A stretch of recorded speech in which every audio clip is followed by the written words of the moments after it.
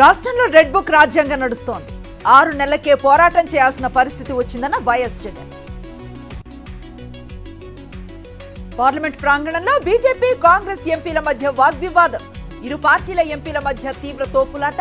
ప్రతాప్ సారంగికి గాయం.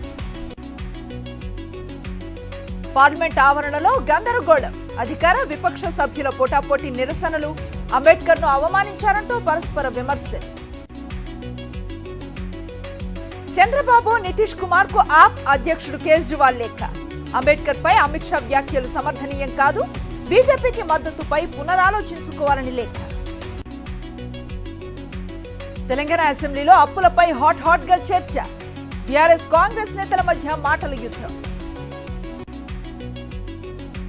కొనసాగుతున్న కాళేశ్వరం కమిషన్ బహిరంగ విచారణ.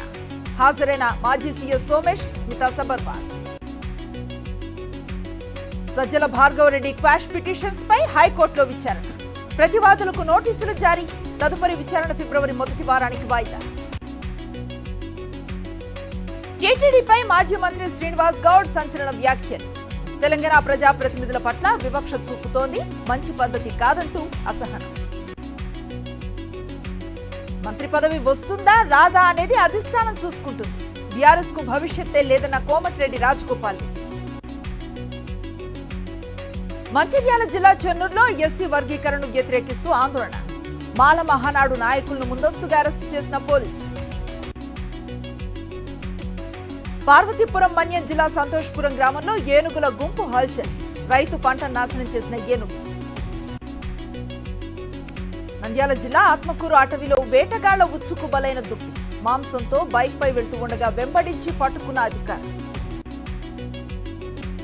కాకినాడ తీరంలో అలజడి. పూరిళ్లు, కొబ్బరి చెట్లను నేలమట్టం చేసిన రాకాసియాలను.